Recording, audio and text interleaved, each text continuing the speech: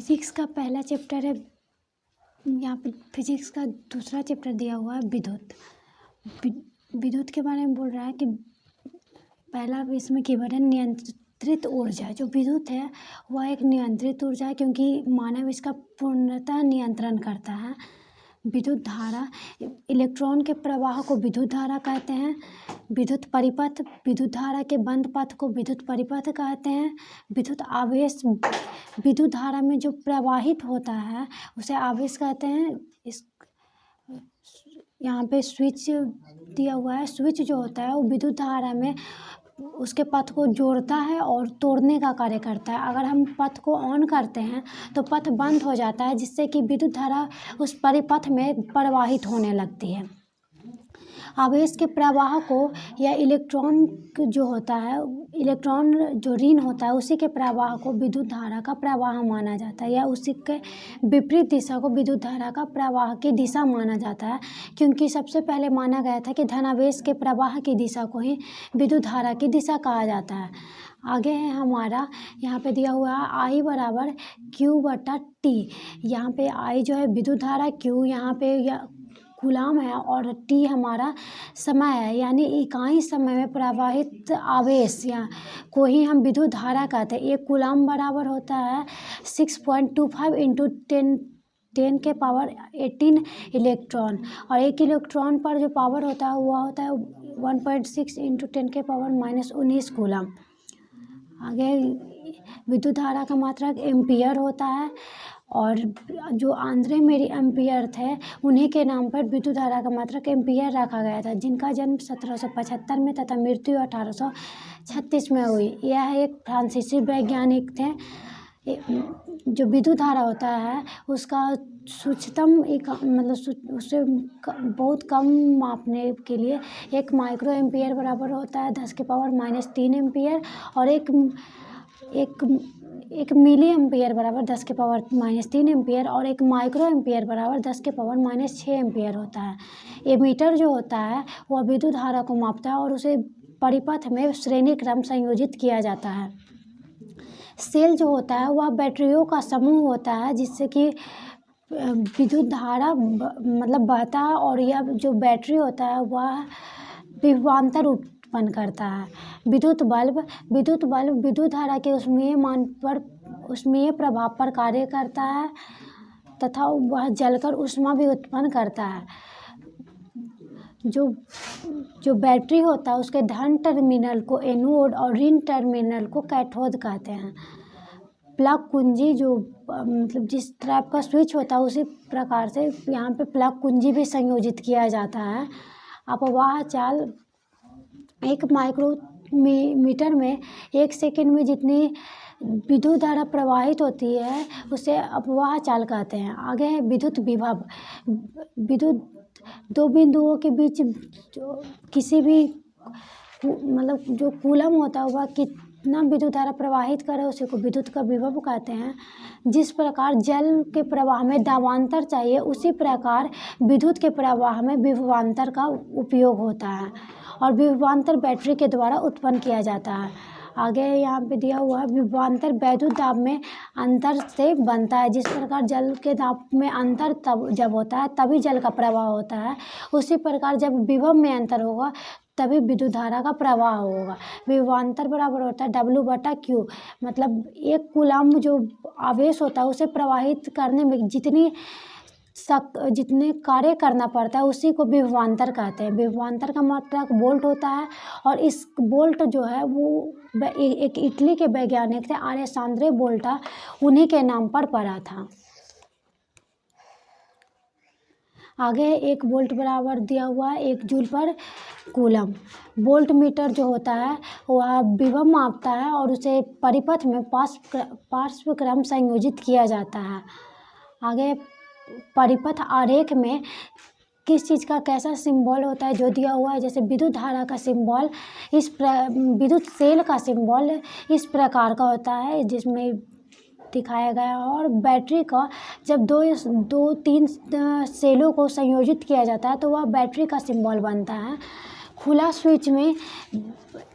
Switch का जो symbol होता है वह इस प्रकार का होता है, और बंद स्विच का सिंबल में बीच में बस बिंदी डाल देते हैं तो वह बंद स्विच का सिंबल हो जाता है। तार क्रॉसिंग का सिंबल एक सीधी तार से सी आकार, जब सी जैसा मतलब लाइन खींच देते हैं तो वह तार क्रॉसिंग कहलाएगा। बल्ब का सिंबल इस प्रकार का होगा। आगे है ओम का नियम। ओम एक वैज्ञानिक थे जिनका पूरा नाम जॉर्ज साइमन ओम है, जो कि एक जर्मनी भौतिक वैज्ञानिक थे जिनका जन्म, जिन्होंने 1827 में बताया कि नियत ताप पर अगर किसी विद्युत परिपथ में जितनी भी विभवांतर बह रहा है उसी के समानुपाती उसमें विद्युत धारा भी बहेगी। तो उसी से यहाँ पे जो V बराबर आर आई है, यहाँ पे आर जो है वह प्रतिरोध कहलाएगा उस विद्युत धारा का, और यह मतलब नियत होता है, मतलब जिस टाइम हम ताप को नियत रखेंगे उस टाइम यह नियम लागू होगा, और इसी से V बराबर आई आर निकला है। आगे है प्रतिरोध का मात्रक ओम होता है, और ओम का सिंबल इस प्रकार का होगा, और 1 एम्पियर बराबर V, मतलब 1 आई बराबर VR, बस उसी को आगे पीछे कर कर लिखा गया है। आगे है परिवर्तित प्रतिरोध या धारा नियंत्रक।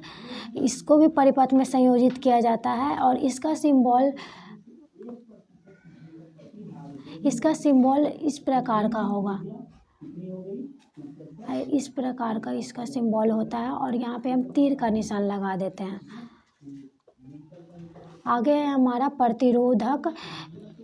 इस जब मतलब जो परिपथ होता है उसमें प्रतिरोध को संयोजित करेंगे तो उसी को प्रतिरोधक बोलेंगे, और जो प्रतिरोध होता है विद्युत धारा का विरोध करता है और वहाँ पे विद्युत धारा को खर्च करता है। आगे हीन चालक, जो मतलब जो पदार्थ विद्युत का चालन आसानी से नहीं करेगा उसे हीन चालक बोलेंगे। जो चालक होता है वह मतलब निम्न बातों पर निर्भर करता है। चालक की मतलब विद्युत प्रतिरोध जो होता है निम्न कारकों पर निर्भर करता है। पहला तो जो होता है उसकी लंबाई पर कि चालक कितना लंबा है, और उसके समानुपाती होगा प्रतिरोध, और उसके मोटाई पर कि कितना मोटा है उसका व्युत्क्रमानुपाती होगा, और उसके बाद उस चालक की पदार्थ की प्रकृति पर निर्भर करता है। और यहाँ पे R बराबर रो बटा एल ए, जो यहाँ पे रो है वो पदार्थ की प्रकृति है, एल लंबाई, और ए उसकी मतलब जो चालक है उसका मोटाई। जो धातु होता है उसका जो मतलब यहाँ पे दिया हुआ है कि वह बहुत मतलब जो धातु होता है वो अच्छा चालक होता है, जिस कारण उसका जो प्रतिरोध होता है 10⁻⁸ ओम से 10⁻⁶ ओम मीटर होता है। जो विद्युत रोधी होता है, मतलब जिससे विद्युत धारा बिल्कुल नहीं प्रवाहित होगी, उसका जो प्रतिरोध होगा 10⁻12 से 10⁻17 तक 17 ओम मीटर। आगे मिश्र धातु का जो प्रतिरोध होता है वह उच्च होता है, जिस कारण इस मिश्र धातु का उपयोग बहुत सारे विद्युत साधी बनाने में उपयोग करते हैं। आगे है हमारा टंगस्टन। टंगस्टन का उपयोग विद्युत बल्ब के तंतु बनाने में किया जाता है। यहाँ पे चांदी का प्रतिरोध दिया हुआ है 1.60 इंटू 10⁸ ओम मीटर। आगे है यहाँ पे पारा का दिया हुआ है 94 9.4 इंटू 10⁻⁻8 ओम मीटर होगा, और यहाँ पे टंगस्टन का दिया हुआ है 5.20 इंटू 10⁸ आगे है जो नाइक्रोम का तार होता है जिसका उपयोग विद्युत हीटर बनाने में किया जाता है, उसमें निकेल, क्रोमियम, मैग्नीज और लोहा रहता है, और इसका प्रतिरोधकता 1.00 इंटू 10⁻⁻6 होगा। हीरा का प्रतिरोधकता 10⁻12 से लेकर 10⁻13 होता है। प्रतिरोध का संयोजन, मतलब प्रतिरोधों को किस प्रकार से संयोजित किया जाता है, इस आधार पर प्रतिरोधों को 2 प्रकार से हम संयोजित करते हैं। पहला जो है हमारा श्रेणी क्रम संयोजन, और दूसरा है पार्श्वक्रम संयोजन। घरों में हम पार्श्वक्रम संयोजन करके विद्युत साधियों को परिपथ में जोड़ते हैं। इसका जो प्रतिरोध विद्युत जो पार्श्वक्रम संयोजन है इसका प्रतिरोध जो होता है समतुल्य प्रतिरोध से कम होता है और श्रेणी क्रम में समतुल्य प्रतिरोध से अधिक होता है।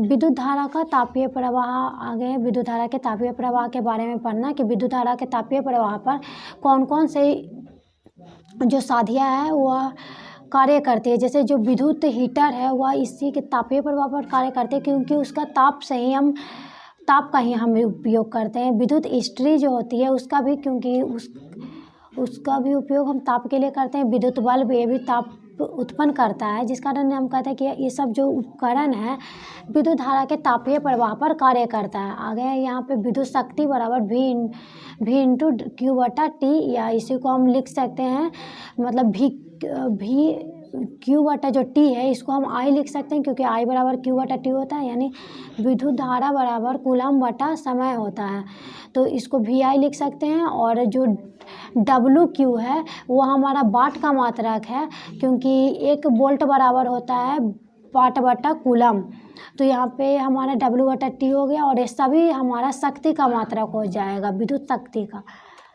आगे है यहाँ पे जूल का तापन नियम, जिसके अनुसार जूल ने बताया था कि जो किसी भी जो प्रतिरोध होता है उसमें ऊष्मा तब तक उत्पन्न होगी जब तक कि उसमें विद्युत धारा दिया जाएगा और उसके समानुपाती होगी, उसके विभवांतर के समानुपाती होगा, और उसके जो उसमें जो समय दिया जाएगा, जितने समय तक दिया जाएगा विद्युत धारा उतना ही ज़्यादा ताप उत्पन्न होगा।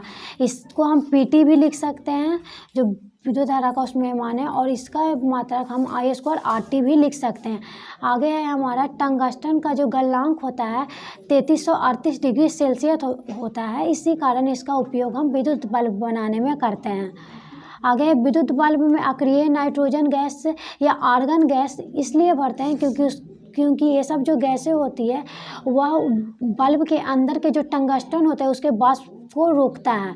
आगे है विद्युत जो फ्यूज होता है वो तापन सिद्धांत पे लगाया जाता है, क्योंकि जो विद्युत फ्यूज होता है उसका जो तार होता है वह एक मिश्र धातु का बना हुआ रहता है। उसका प्रतिरोध तो उच्च होता है पर गलनांक कम होता है, जिस कारण अगर मतलब ज़्यादा विद्युत धारा प्रवाहित होने लगेगा तो वह तार गल जाएगा और हमारे जो बाकी साधियाँ जो हम लगाए हुए रहते हैं विद्युत परिपथ में वो बच जाते हैं।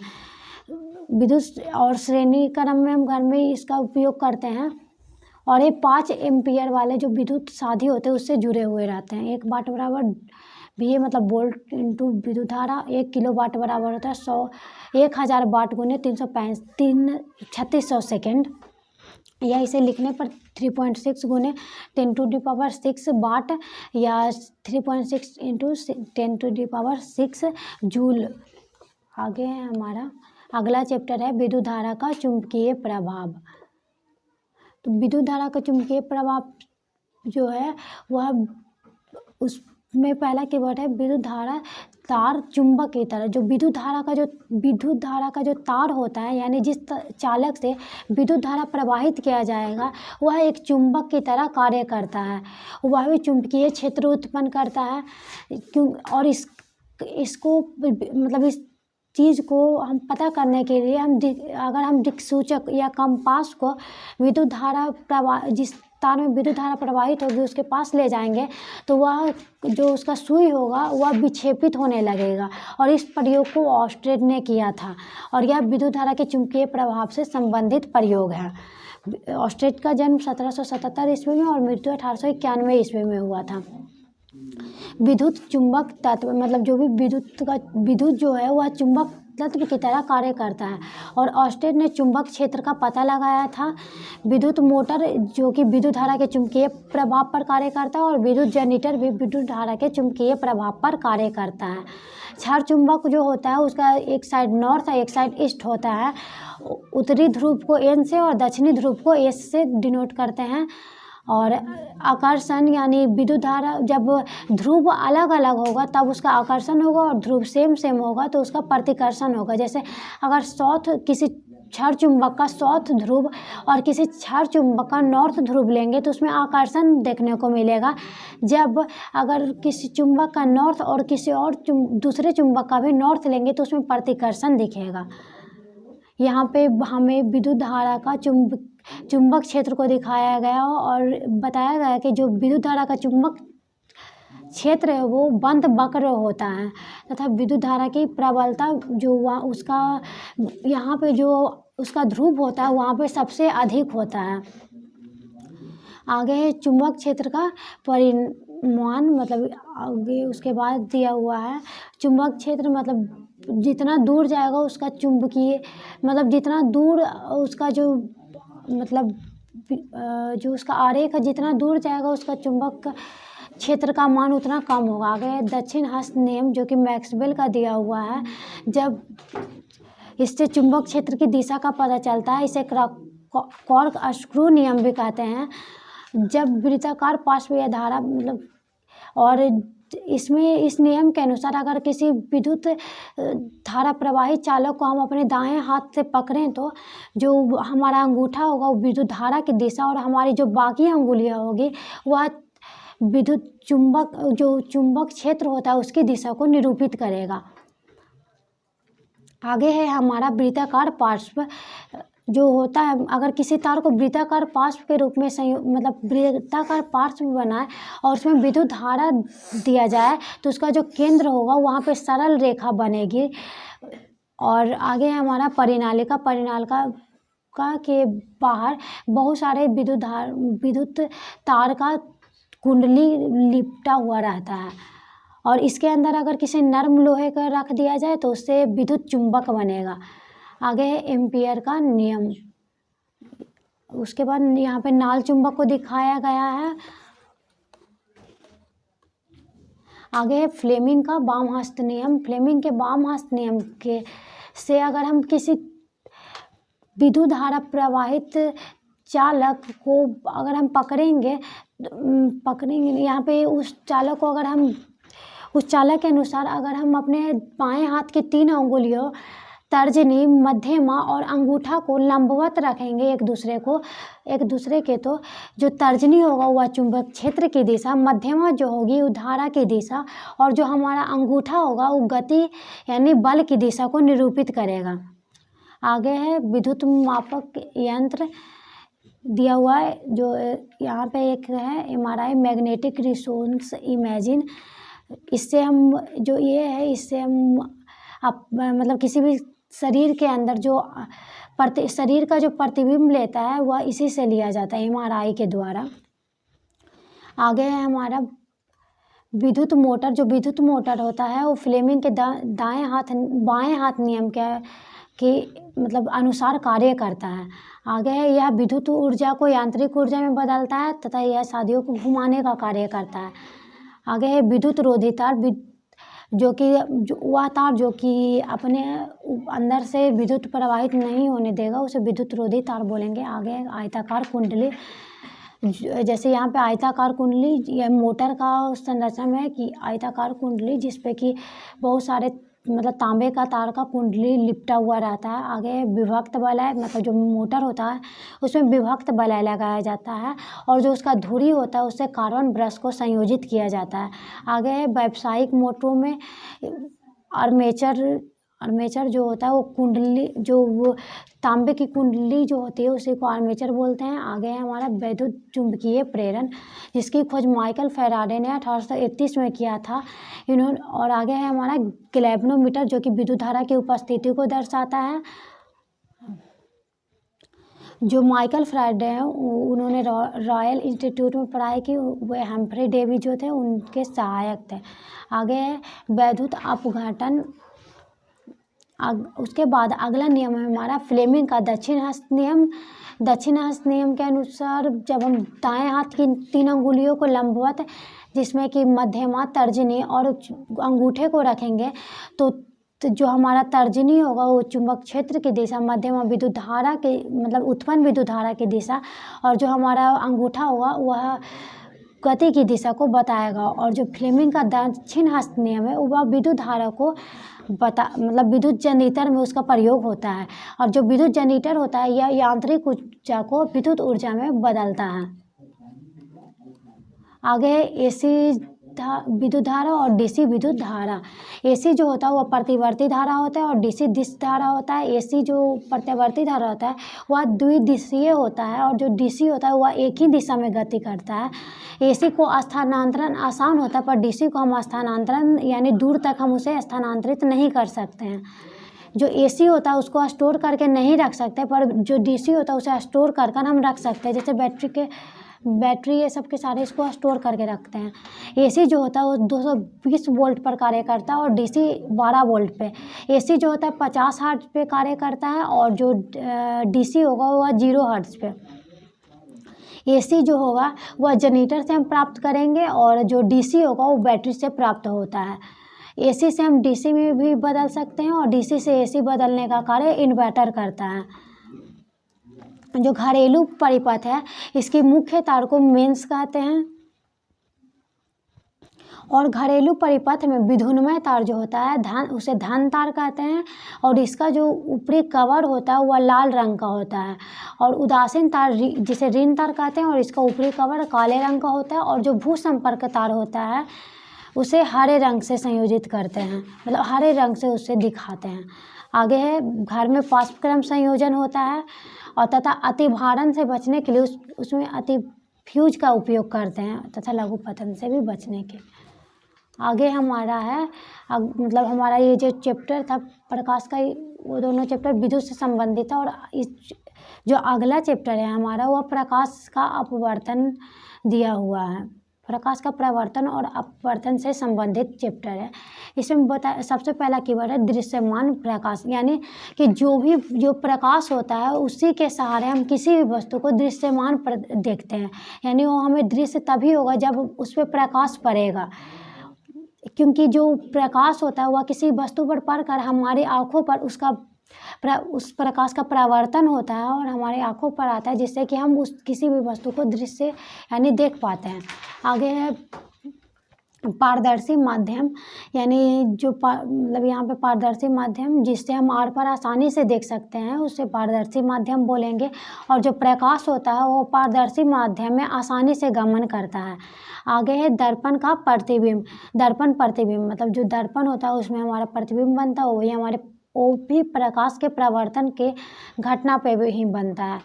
और इस चैप्टर में हम तारे कैसे टिमटिमाते हैं, इंद्रधनुष का रंग किस प्रकार से बनता है, ये सब के बारे में हम पढ़ने वाले हैं। आगे है हमारा जो प्रकाश होता है वह सरल रेखा में गति करता है। उसके बाद है हमारा प्रकाश का स्रोत। प्रकाश के स्रोत में सबसे पहला अपारदर्शी जो होगा, प्रकाश के स्रोत के हिसाब से हम वस्तुओं को दो भागों में बांट सकते हैं। एक जो प्रकाश उत्पन्न करेगा उसे प्रदीप्त स्रोत और एक जो प्रकाश उत्पन्न नहीं करेगा उसे अप्रदीप्त स्रोत। आगे है हमारा अपारदर्शी वस्तु। जिस वस्तु से प्रकाश आर पार नहीं जाता है उसे अपारदर्शी वस्तु कहते हैं, इसका छाया बनता है। आगे है किरण। प्रकाश जो होता है जिस पथ से चलता है उस पथ को हम किरण बोलेंगे और किरणों के समूह को किरण पुंज बोलेंगे। आगे है प्रकाश का विवर्तन। इसमें जो प्रकाश का विवर्तन होता है, जब कोई छोटा वस्तु प्रकाश के मार्ग में आता है तो वह प्रकाश सीधी रेखा में न गमन कर वहाँ पे उसके किनारे से मुड़ने की प्रवृत्ति को दिखाता है, जिस कारण हम उसे प्रकाश का विवर्तन कहते हैं और यह प्रकाश के तरंगीय गुण को बताता है। आगे है हमारा तरंग सिद्धांत जो कि हाइगेंस ने दिया था। उसके बाद है क्वांटम सिद्धांत जिसके अनुसार जो प्रकाश है वो ना ही कण है और ना ही तरंग है, इसको प्लांक ने दिया था। आगे है प्रकाश का प्रवर्तन। प्रकाश का प्रवर्तन जब किसी अपारदर्शी वस्तु पर प्रकाश पड़ता है तो वहाँ पे पड़कर वह वापस उसी माध्यम में लौट जाता है, जिसे हम प्रकाश का प्रवर्तन कहते हैं। प्रकाश के प्रवर्तन के दो नियम हैं। पहला नियम कहता है कि कोण I बराबर कोण R। इसको हम इस टाइप से देख सकते हैं कि जैसे अगर कोई प्रकाश किसी तल पर पड़ा तो वापस उसी माध्यम में लौट जाएगा और जो यहाँ पे बीच में अभिलंब बनता है हमारा, यहाँ पे बीच में अभिलंब होगा और यहाँ पे जो कोण बनेगा, यहाँ पे कोण बनेगा इसके बराबर होगा। इस कारण इसे बोलेंगे आप कोण I बराबर कोण R। और दूसरा नियम हमारा कहता है आपतन कोण, परावर्तन कोण और अभिलंब जो होगा एक ही तल में होगा।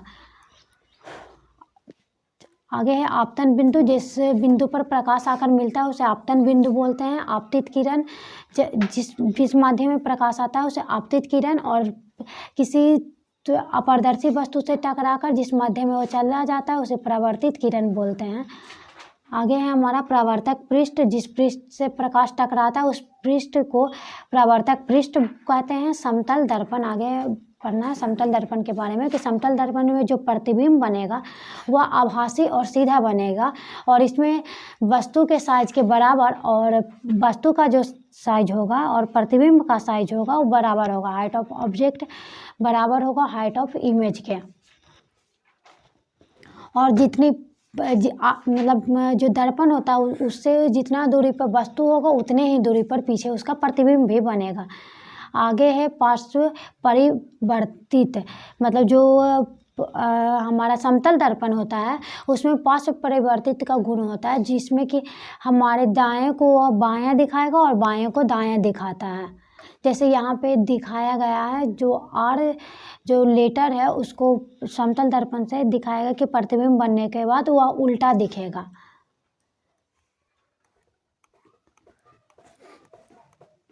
आगे है गोलीय दर्पण। गोलीय दर्पण में किस प्रकार मतलब परावर्तन होता है जो पढ़ना है इसमें देख। सबसे पहला है कि जो गोलीय दर्पण में सबसे पहला अवतल दर्पण। गोलीय दर्पण जो होता है वह दो प्रकार का होता है, अवतल दर्पण और उत्तल दर्पण। जिसका परावर्तक पृष्ठ ढसा हुआ रहता है वह अवतल दर्पण, और जिसका परावर्तक पृष्ठ उठा हुआ दिखता है वह उत्तल दर्पण होता है। अवतल दर्पण का वास्तविक फोकस होता है और उत्तल दर्पण का काल्पनिक फोकस होता है, क्योंकि यह दर्पण के पीछे बनता है। और जो वास्तविक फोकस होगा अवतल दर्पण का वह ऋणात्मक होगा, और उत्तल दर्पण का मतलब जो फोकस होता है वह धनात्मक होता है, क्योंकि वह काल्पनिक बनता है फोकस उसका। आगे है जो अवतल दर्पण होता है उसका प्रतिबिंब वास्तविक और काल्पनिक दोनों बनता है, पर जो उत्तल दर्पण होता है उसका प्रतिबिंब काल्पनिक बनता है सिर्फ। अवतल दर्पण का प्रतिबिंब बड़ा छोटा मतलब सभी आकार का अवतल दर्पण में प्रतिबिंब बनेगा, पर उत्तल दर्पण में छोटा ही प्रतिबिंब बनेगा हमेशा। अवतल दर्पण की जो वक्रता त्रिज्या होती है वो ऋणात्मक होती है, उत्तल दर्पण की वक्रता त्रिज्या धनात्मक होती है। अवतल दर्पण का उपयोग हजामती दर्पण में, हेडलाइट में, सेविंग दर्पण में, चिकित्सा वाला जो दर्पण होता है उसमें, जिसका उपयोग दंत चिकित्सक करते हैं, सौर भट्टी में, और क्योंकि इसका दृश्य क्षेत्र जो होता है वह छोटा होता है और प्रतिबिंब बड़ा बनता है। और जो उत्तल दर्पण होता है उसका उपयोग साइड मिरर में सुरक्षा दर्पण के रूप में करते हैं, तथा इसका दृश्य क्षेत्र बहुत बड़ा होता है। अवतल दर्पण को अभिसारी दर्पण और उत्तल दर्पण को अपसारी दर्पण कहते हैं। जो ध्रुव अगला कीवर्ड है हमारा ध्रुव, जैसे पी से डिनोट करते हैं, या जो कोई भी मतलब जो भी गोलीय दर्पण होता है उसके वृत्ताकार सीमा रेखा जो होता है उसका जो मध्य का बिंदु होता है उसे ध्रुव कहते हैं, यह पृष्ठ पर स्थित होता है। आगे वक्रता केंद्र। ध्रुव से वक्रता केंद्र जो होता है वह फोकस दूरी का दुगुना होता है, यह दर्पण का भाग नहीं होता है। आगे वक्रता त्रिज्या।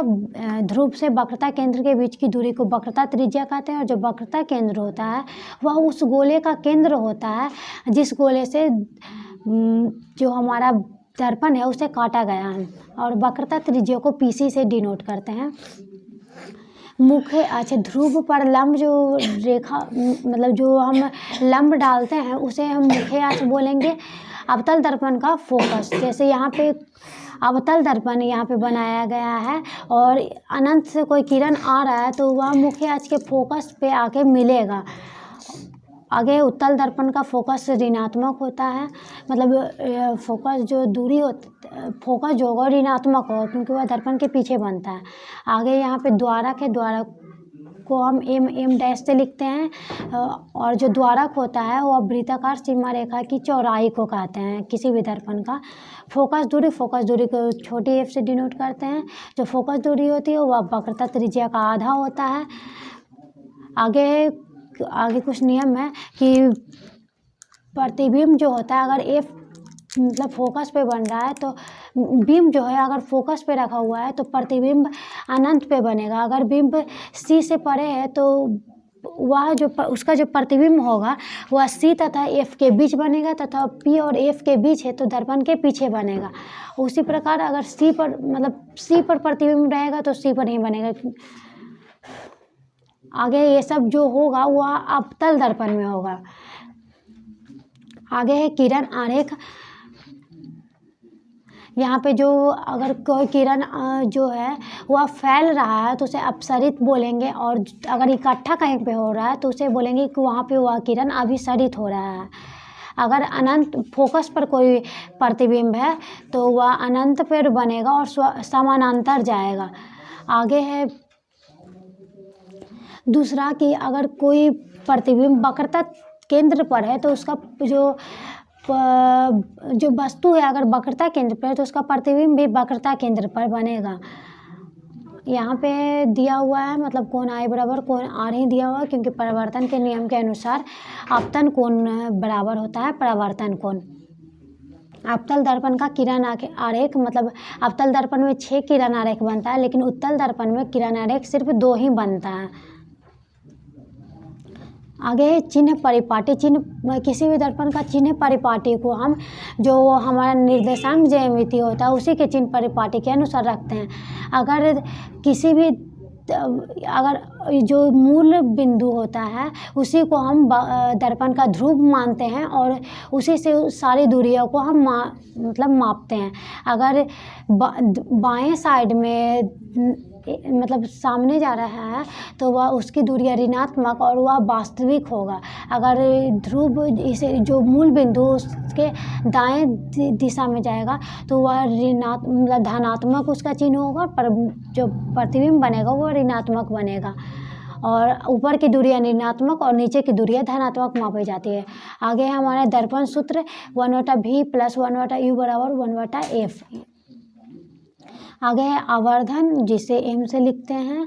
और आवर्धन जो होता है वह प्रतिबिंब मतलब बिंब और प्रतिबिंब के ऊंचाई के अनुपात होता है, और यह प्रतिबिंब दूरी बटा वस्तु की दूरी का अनुपात होता है। आगे है दर्पण में वास्तविक प्रतिबिंब जब बनेगा तो वह वास्तविक किरण आरेख के कटान से बनेगा, और काल्पनिक प्रतिबिंब बनेगा तो आभासी किरण आरेख के कटान से वह बनेगा। वास्तविक प्रतिबिंब दर्पण के आगे बनेगा और काल्पनिक प्रतिबिंब दर्पण के पीछे बनेगा। वास्तविक प्रतिबिंब उल्टा बनेगा और काल्पनिक प्रतिबिंब सीधा बनेगा। वास्तविक प्रतिबिंब पर्दे पर हम प्राप्त कर सकते हैं, पर काल्पनिक प्रतिबिंब को पर्दे पर हम प्राप्त नहीं करेंगे। जो वास्तविक प्रतिबिंब होता है वह सिर्फ अवतल दर्पण में बनता है, पर काल्पनिक प्रतिबिंब तीनों प्रकार के दर्पण में बनता है, यानी समतल, उत्तल, अवतल सभी दर्पणों में।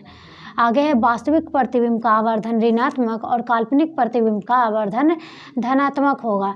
वास्तविक प्रतिबिंब की जो प्रतिबिंब दूरी है वह ऋणात्मक और काल्पनिक प्रतिबिंब की प्रतिबिंब दूरी धनात्मक होगी। आगे है प्रकाश का अपवर्तन। किसी पारदर्शी माध्यम से जब प्रकाश गुजरता है तो वह अपने पथ से विचलित होता है, जिसको हम प्रकाश का अपवर्तन कहते हैं। इसी कारण जो किसी अगर पानी में कोई सिक्का रहेगा तो वह उठा हुआ प्रतीत प्रकाश के अपवर्तन के कारण होता है, या जो छड़ी होती है वह भी प्रकाश के प्रवर्तन के कारण पानी के अंदर टेढ़ी मुड़ी हुई प्रतीत होती है। आगे है प्रकाश का जो अपवर्तन होता है उसका भी 2 नियम होता है। प्रकाश का चाल में परिवर्तन मतलब जो प्रकाश के चाल में परिवर्तन होता है उसी का कारण प्रकाश का अपवर्तन होता है। आगे है आपतित किरण और अपवर्तित किरण जो होता है मतलब जो किरण आ रहा है किसी माध्यम पे उसे आपतित किरण, और जो किरण वहाँ से निकल रहा है उसे अपवर्तित किरण बोलेंगे। निश्चित रंग मतलब यहाँ पे निश्चित रंग और माध्यम दिया हुआ रहता है। आगे है इसका पहला नियम है sin I बटा sin R, जो कि एक स्थिरांक होता है, इसे स्नेल का नियम भी कहते हैं। और इसका दूसरा नियम है कि आपतन कोण वो तो पहला नियम था। और आपतित किरण, अपवर्तित किरण और अभिलंब एक ही तल में होता है। आगे है अपवर्तनांक, जो कि एक भौतिक राशि है। इसमें अपेक्षिक चाल मापा जाता है। अपेक्षिक चाल से ही अपवर्तनांक निकालते हैं। आगे निर्वात में प्रकाश की चाल 3 × 10⁸ मीटर प्रति सेकेंड होता है। और यहाँ पे यहाँ पे दिया हुआ है किसी वस्तु का दूसरे वस्तु के सापेक्ष अपवर्तनांक, जिसे यहाँ पे V1/V2 लिखे हैं। या यहाँ पे दिया हुआ है किसी और वस्तु का दूसरे वस्तु का पहले वस्तु के सापेक्ष अपवर्तनांक, तो V2/V1 लिखेंगे। आगे है निरपेक्ष अपवर्तनांक, यहाँ पे दिया हुआ है जल का जो अपवर्तनांक होता है वायु निर्वात की अपेक्षा 1.33 होता है और वायु का अपवर्तनांक 1.003, अल्कोहल का 1.36, केरोसिन का 1.44, क्वार्ट्ज का 1.46, बर्फ का 1.31, हीरा का 2.42 होता है। आगे है प्रकाश जो होता है सघन जो होता है किसकी, अगर निर्वात की अपेक्षा माने जाएगा तो वायु सघन होगा। आगे है द्रव्यमान घनत्व, उसके बाद है यहाँ पे किसी वस्तु में प्रकाश का घनत्व और उसकी चाल दिया हुआ। आगे है छड़ी साइज, आवर्धक लेंस में किसका, घड़ी साइज जो होता है आवर्धक लेंस में उत्तल लेंस का प्रयोग करते हैं, क्योंकि उत्तल लेंस जो होता है वह किसी भी वस्तु का बड़ा प्रतिबिंब बनाकर दिखाता है। आगे है इसे द्विउत्तल लेंस भी कहते हैं और इसे अभिसारी लेंस भी कहते हैं। उसके बाद है द्विअवतल लेंस, जिसे अपसारी लेंस भी या सिर्फ इसे उत्तल लेंस भी कहा जाता है। वक्रता केंद्र, जिस गोले का केंद्र उसमें होता है उसे वक्रता केंद्र कहते हैं। और वक्रता केंद्र लेंस में 2 होता है और आगे है एक लेंस के सामने और एक लेंस के पीछे होता है। आगे है प्रकाश केंद्र, प्रकाशीय केंद्र लेंस के मुख्य बिंदु, जो यहाँ पे बिंदु दिख रहा है वह प्रकाशीय केंद्र है। और द्वारक जो वृत्ताकार व्यास है इसका, उसी को हम द्वारक बोलेंगे। जो इसका जो यहाँ पे वृत्ताकार व्यास दिख रहा है उसी को द्वारक बोलेंगे। प्रकाश संकेंद्रण उष्मा, प्रकाश जो है उसे संकेंद्रित करके उष्मा उत्पन्न करते हैं उत्तल लेंस। आगे है मुख्य फोकस, अनंत से आई किरणें जिस बिंदु पर मिलती हुई प्रतीत होती है उसे मुख्य फोकस कहते हैं। यहाँ पे उसका किरण आरेख कैसे बनता है वो दिया हुआ गया है कि किस प्रकार फोकस का किरण आरेख बन रहा है। वह किसी भी जो किरण आरेख होता है उस वस्तु के या उसका जो प्रतिबिंब होता है वो वस्तु की प्रकृति, स्थिति और साइज पर निर्भर करता है। आगे है लेंस का चिन्ह परिपाटी। लेंस का जो चिन्ह परिपाटी होता है वह भी दर्पण के चिन्ह परिपाटी के अनुसार निर्देशांक ज्यामिति के चिन्ह से बनता है। आगे है लेंस सूत्र। लेंस सूत्र में लेंस सूत्र होता है 1/v - 1/u = 1/f। इसका आवर्धन होता है हाइट ऑफ इमेज बटा हाइट ऑफ ऑब्जेक्ट या v/u। और लेंस की क्षमता को p से लिखते हैं, जिसका लेंस की क्षमता बराबर होता है फोकस दूरी का व्युत्क्रम से लेंस की क्षमता निकालते हैं। अभी अगर कोई किरण आरेख सिकुड़ रहा है तो उसे अभिसारित बोलेंगे और कोई फैल रहा है तो उसे अपसरण बोलेंगे। आगे है लेंस की क्षमता को डायोप्टर में लिखते हैं। एक डायोप्टर बराबर 1 मीटर, एक मीटर प्रति 1 मीटर होगा और इसके ऊपर -1 लगाएंगे। और जो उत्तल लेंस होता है उसका जो लेंस की क्षमता होती है वह धनात्मक होती है और अवतल लेंस की क्षमता ऋणात्मक होती है। प्रकाशीय यंत्र के रूप में लेंस का उपयोग करते हैं। आगे है लेंस का संयोजन। लेंस का संयोजन करते समय इसे भी हम आराम से जो बीजगणितीय रूप होता है उसी से जोड़ते हैं। जैसे 2-3 लेंस जोड़ना रहेगा तो उसे P1, P2, P3 इस प्रकार से हम जोड़ेंगे। अभिदृशक वस्तु की ओर जो होता है उसे अभिदृशक कहते हैं। नेत्र की ओर जो होता है नेत्रिका कहते हैं। जो भाग नेत्र की ओर होगा उसे नेत्रिका और जो वस्तु की ओर होगा उसे अभिदृशक। अगला चैप्टर है हमारा प्रकाश रंग बिरंगा संसार। मानव मतलब 11वां चैप्टर है मानव नेत्र और रंग बिरंगा संसार। इसमें मानव नेत्र के बारे में सबसे पहला पढ़ना है, जो जिसके बारे में बताया गया है कि जो मानव नेत्र होता है वह प्रकाश सुगाही अंग है, जो कि प्रकाश को ग्रहण करता है और वस्तु को देखने योग्य हमें बनाता है।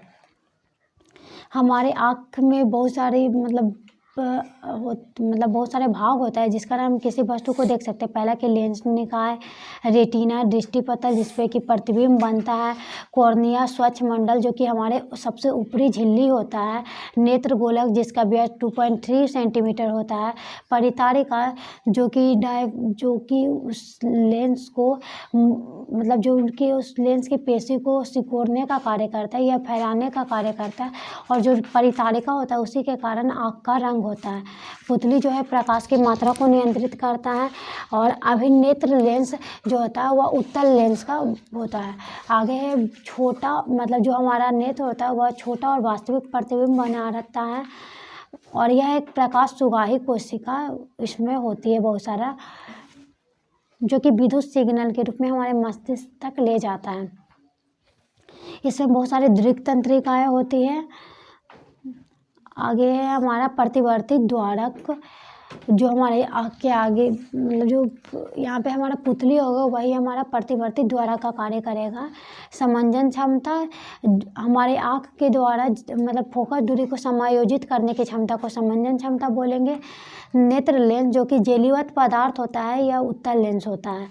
पेशियाँ शिथिल मतलब लेंस अगर पतला होगा तो पेशियाँ हमारी शिथिल हो जाएगी। निकट बिंदु हमारे आँख के निकट बिंदु 25 सेंटीमीटर है और दूर बिंदु अनंत है। मोतियाबिंद जब किसी लेंस का दुधिया हो जाता है तो उसे मोतियाबिंद कहते हैं, और इसको दूर करने के लिए शल्य चिकित्सा का उपयोग करते हैं। आगे है दृष्टि क्षेत्र। एक नेत्र से एक व्यक्ति 150 डिग्री क्षेत्र को देख सकता है और दोनों आँखों से 180 डिग्री क्षेत्र को देख सकता है। हमारे दो आँखों के कारण ही हम त्रिविमीय चाक्षुकी होते हैं, यानी किसी वस्तु के हम तीनों विमाओं को देख सकते हैं, मतलब लंबाई चौड़ाई और ऊंचाई को। आगे है दृष्टि दोष। इसमें सबसे पहला है अपवर्तन दोष, उसके बाद है निकट दृष्टि दोष, इसे निकट दृष्टिता कहते हैं। इसमें अगर जो निकट दृष्टि दोष में है, अगर लेंस मोटा हो जाता है, गोलक लंबा हो जाता है तो वह निकट दृष्टि दोष हो जाता है, तथा इस समय हम उत्तल लेंस लगाकर इसका निवारण करेंगे। उसके बाद है दीर्घ दृष्टि दोष। इसमें लेंस पतला होता है, गोलक चपटा हो जाता है, जिसके कारण दीर्घ दृष्टि दोष होता है। इसमें कि दूर की वस्तु तो दिखाई देती है पर पास की वस्तु दिखाई नहीं देती, और निकट दृष्टि दोष में निकट की वस्तु दिखाई देती है पर दूर की वस्तु दिखाई नहीं देती है। और दीर्घ दृष्टि दोष को दूर करने के लिए हम उत्तल लेंस का उपयोग करते हैं। आगे है जरा दृष्टि दोष। आयु में वृद्धि होने के कारण समंजन क्षमता में कमी आ जाती है, तथा पश्चिमावी जो पेशियाँ होती है उसके दुर्बल होने तथा क्रिस्टलीय लेंस के कठोर होने के कारण जरा दृष्टि दोष होता है। इसके निवारण के लिए हम द्विफोक्सी लेंस का उपयोग करते हैं, जिसमें कि ऊपर अवतल लेंस लगा हुआ रहता है और नीचे उत्तल लेंस लगा हुआ रहता है।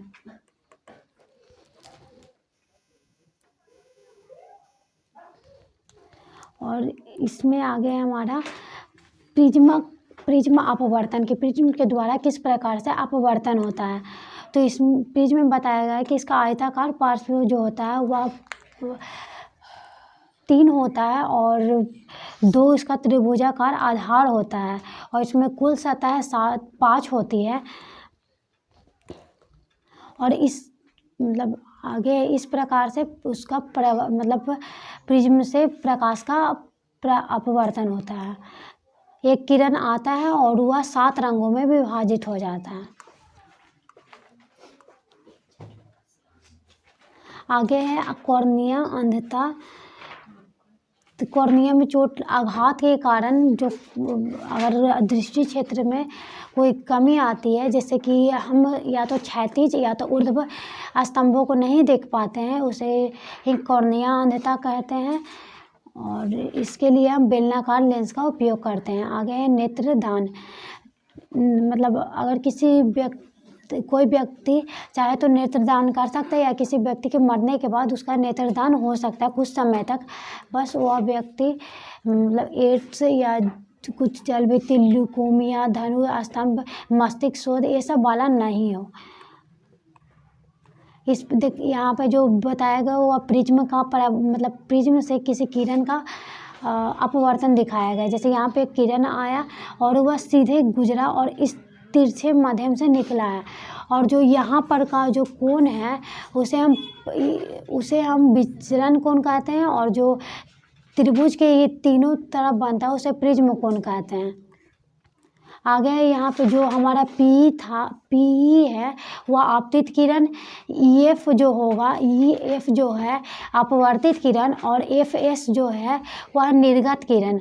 और प्रिज्म कोण ये जो A, B और C है जो प्रिज्म कोण है, और कोण I और कोण R जो है आपतन कोण और अपवर्तन कोण है। जो यहाँ पर का कोण I है आपतन कोण, यहाँ का कोण R अपवर्तन कोण, और निर्गत कोण हमारा E बन रहा है। उसके बाद विचलन कोण जो है यहाँ पे का जो D है हमारा विचलन कोण है। आगे है विषमांगी मिश्रण में मतलब वास्तविक किरणों को हम अब आराम से देख सकते हैं, इसे टिंडल प्रभाव कहते हैं। आगे विशिष्ट प्रकाश का परिवर्तन, मतलब किसी भी चीज़ से अगर प्रकाश टकराएगा तो उसका विशिष्ट परिवर्तन होगा। आगे है प्रकीर्णन, जो नीला रंग होता है उसका प्रकीर्णन ज़्यादा होता है और लाल रंग का प्रकीर्णन कम होता है। इस कारण लाल रंग का हम सिग्नल में उपयोग करते हैं, या तो रेल सिग्नल या सड़क सिग्नल के उपयोग करते हैं। आगे है हमारा जो प्रिज्म है या जो इंद्रधनुष बनता है उसमें रंगों का क्रम इस प्रकार से होता है: बैगनी, जामुनी, नीला, हरा, पीला, नारंगी, लाल। इसे हम हिंदी में बैजानिया पिनाला कहकर मतलब शॉर्ट कर हम याद करते हैं। आगे है जो वर्णपट है, यहाँ पे स्पेक्ट्रम जो है यह वर्ण विक्षेपण के कारण बनता है, या तो प्रिज्म से वर्ण विक्षेपण हो या तो वर्षा की जल के कणों से वर्ण विक्षेपण हो। और आगे है हमारा श्वेत प्रकाश जो होता है वह 7 रंगों के प्रकाश से बना होता है। इसी कारण वह अगर प्रिज्म से गुजरेगा तो 7 रंगों में विभाजित हो जाता है। आगे है इंद्रधनुष, यह हमेशा सूर्य की विपरीत दिशा में बनेगा और वर्षा वाले दिन में ही बनेगा, क्योंकि वर्षा के बूंदों के कारण यह 7 रंग, सूर्य का जो प्रकाश है वह 7 रंगों में विभाजित हो जाता है।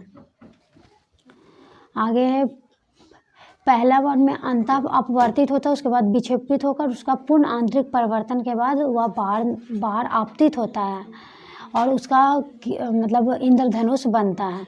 आगे है तारा का टिमटिमाना, यह वायुमंडलीय अपवर्तन के कारण होता है और यह क्रमिक परिवर्तन होते रहता है अपवर्तन के कारण, क्योंकि वायुमंडल जो होता है वह कभी सघन माध्यम कभी विरल माध्यम बनता रहता है, जिस कारण कि तारे टिमटिमाते हुए प्रतीत होते हैं।